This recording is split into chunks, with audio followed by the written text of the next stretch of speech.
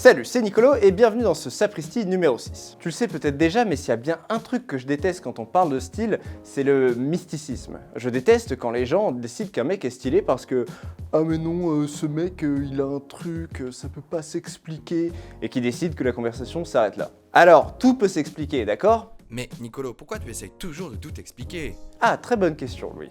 En fait, je veux tout expliquer parce que je n'en peux plus de voir les gens se sentir tellement impressionnés qu'ils se sentent dépassés. Et c'est aussi parce que ça peut avoir un impact très fort sur les choix vestimentaires.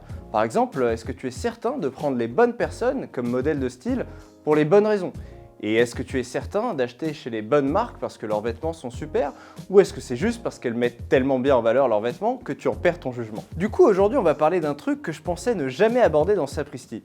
Le charisme. Bon, c'est pas vraiment le charisme en fait, c'est juste qu'il fallait bien trouver un mot pour désigner tous ces trucs qui sont valorisants pour le style de quelqu'un, mais qui relèvent pas vraiment du vêtement. Et donc je vais essayer de te montrer pourquoi les gens confondent le vêtement avec tous ces trucs autour. De la beauté physique en passant par la mise en scène à la direction artistique et l'attitude, c'est l'heure d'arrêter de tout mélanger.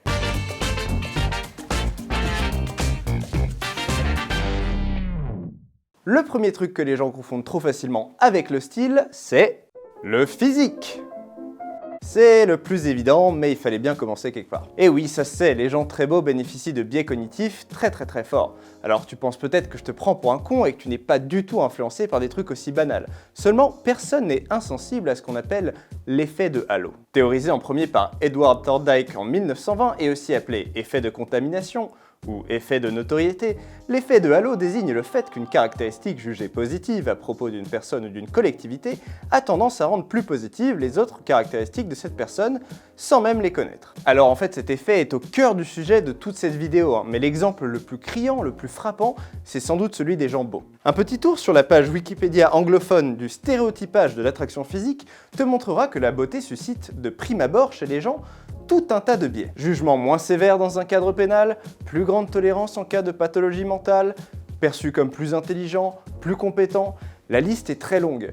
Et il semblerait que cet effet soit si puissant que même les nouveau-nés, vierges de tout apprentissage social, soient affectés par ces différences de jugement. Et donc, pour en revenir à nos oignons, les vêtements, les gens beaux font passer tous les vêtements qu'ils portent comme plus beaux, mieux choisis et plus stylé. Et oui, c'est d'ailleurs pour ça qu'il y a des mannequins. Alors moi, je me pose même plus la question, parce qu'à force de voir des centaines de vêtements tous les jours pendant des années, je fais facilement la part des choses. Mais par contre, je vois encore beaucoup trop souvent des gens arriver et me dire, surtout des petits jeunes biberonnés à Instagram, truc machin, il est trop stylé, alors que c'est juste un mec avec un style normal, les yeux bleus, la mâchoire carrée et un visage très symétrique. Mais moi aussi, à mes débuts, je pouvais être un peu confus et quand je voyais un mec très beau dans ses fringues, je savais pas toujours à quoi attribuer le résultat.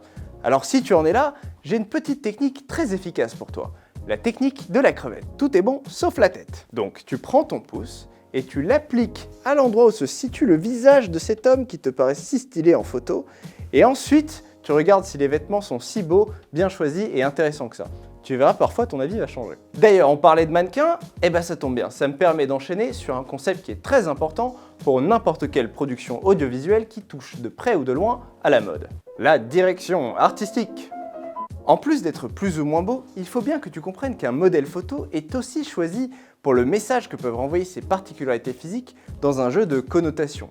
Ça fait partie intégrante de la direction artistique d'une marque, d'une vidéo ou d'un shooting photo. On va choisir différents attraits selon l'audience que l'on cible.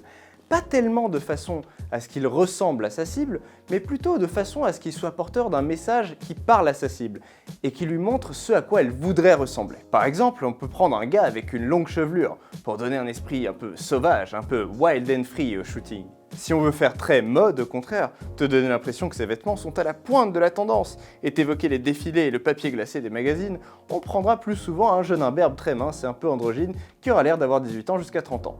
Au contraire, si on veut jouer la carte de la virilité, on va te mettre un gars bien barbu, voire un peu musclé quand il s'agit de vêtements qui dévoilent le corps, comme un maillot de bain ou un t-shirt. Et là, l'astuce, c'est que comme le sujet central de la production est le vêtement, alors les gens vont penser que les qualités intangibles qu'ils voient à l'écran résultent du vêtement et non du mannequin. Et donc, qu'ils vont pouvoir s'approprier les qualités du mannequin en achetant les vêtements de la marque ou en s'habillant comme lui si c'est un influenceur.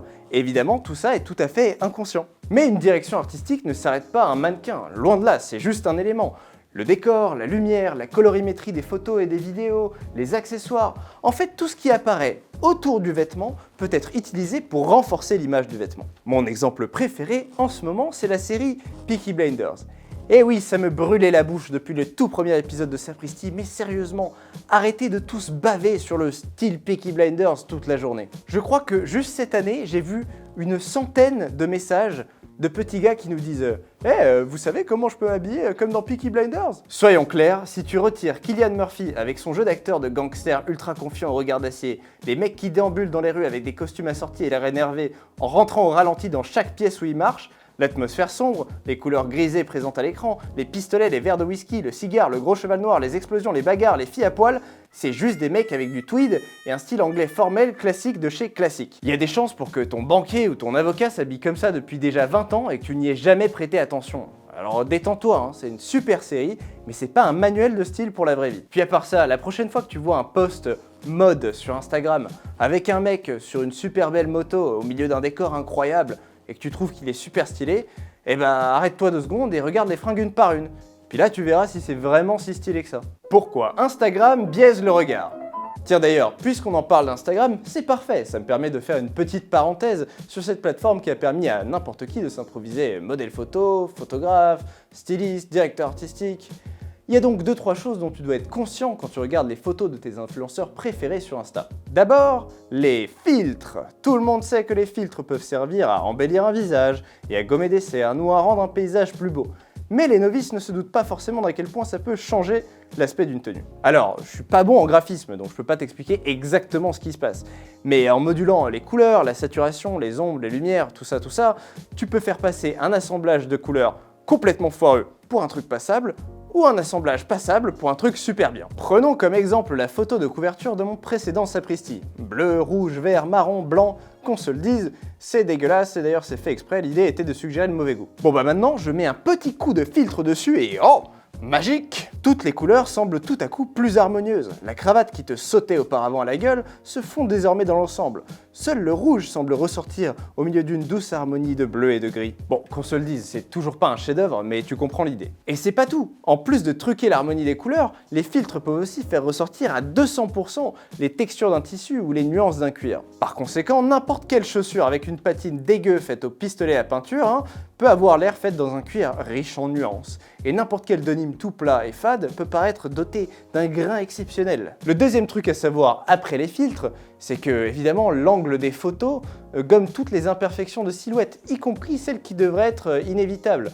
Ça donne donc aux gens des niveaux d'exigence anormaux, comme je l'ai expliqué dans mon Sapristi sur les plis. Un exemple criant pour moi, c'est les gens qui posent avec les mains dans les poches quand ils portent des pantalons larges. En fait, ça permet de remonter le pantalon pour qu'il tombe de façon encore plus nette, alors que parfois, sans ça, ça pourrait être un peu un sac à patates. Mais de toute façon, c'est une considération qu'il faut garder à l'esprit, quel que soit le type de coupe. Quoi qu'il arrive, une photo soigneusement sélectionnée ne te donne aucune indication sur comment un vêtement tombe et bouge dans la vraie vie. Du coup, personnellement, je suis de plus en plus fan des Instagram où on ne voit que des fringues, juste les fringues, avec de légers filtres, voire absents, sur des angles simples et très répétitifs, parfois même sans qu'on voit le modèle. Le phénomène d'exposition. Dans la continuité du phénomène de halo qu'on a expliqué tout à l'heure, on constate souvent un autre biais cognitif récurrent chez les gens en recherche de modèles, celui de la célébrité. Alors les gens ont une vraie tendance à penser, inconsciemment, mais que si quelqu'un est célèbre, alors tout ce qu'il fait est bien et que c'est un exemple à suivre. Donc on va prendre un des exemples les plus récurrents sur ces 10 dernières années et casser un mythe, mais Ryan Gosling n'est vraiment pas un mec particulièrement bien habillé. Vraiment pas. D'ailleurs, pour être honnête, ces tenues vont de ok, ça passe à peu près bien à un peu moins que correct. Oui, Ryan Gosling est beau, Ryan Gosling est un acteur célèbre, mais non, Ryan Gosling n'est pas un modèle de style. Et entre nous, ça vaut pour 99% des célébrités. Ce qui est d'ailleurs normal parce qu'a priori, elles ne sont pas devenues célèbres pour leur style vestimentaire, et donc pourquoi est-ce qu'elle serait une meilleure autorité en la matière de vêtements que ton voisin de palier? Est-ce que tu irais demander à Ryan Gosling comment résoudre un problème de maths ou faire un gâteau au chocolat? Non? Arrête d'attendre de lui qu'il soit un modèle de style vestimentaire. Laisse-le tranquille. Le truc qu'il sait faire, lui, c'est jouer la comédie. L'attitude et le personnage. La dernière chose qui participe à donner une impression de style au-delà du vêtement, c'est l'attitude. Et je vais prendre 3 exemples tellement clairs que j'aurais même pas besoin d'expliquer l'idée. D'abord, voici notre cher ami Boras dans quelques-unes de ses poses typiques. Je l'utilise souvent comme exemple car c'est un bon copain avec un style et une vision très différents du mien. Mais Boras serait-il Boras avec son style qui respire la décontraction et le street sans son signe peace et sa posture? Pareil pour ce cher Hugo Jacomet, fondateur de Parisian Gentleman et ses attitudes de gentleman. Sa démarche au torse bombé, à la posture très droite, son phrasé distingué, ses grands gestes lents qu'il fait quand il parle. Est-ce qu'il aurait réussi à créer cette image qu'a Parisian Gentleman sans cette posture, cette attitude, qu'il revendique d'ailleurs comme une composante même de l'élégance? Et enfin, pour prendre un exemple plus connu de tous, Alain Delon sur cette fameuse photo. Aurait-il pu être l'égérie d'eau sauvage de Dior et représenter son statut de sex symbole sans cette clope à la main, ce pouce nonchalant et ce regard dur perdu au loin?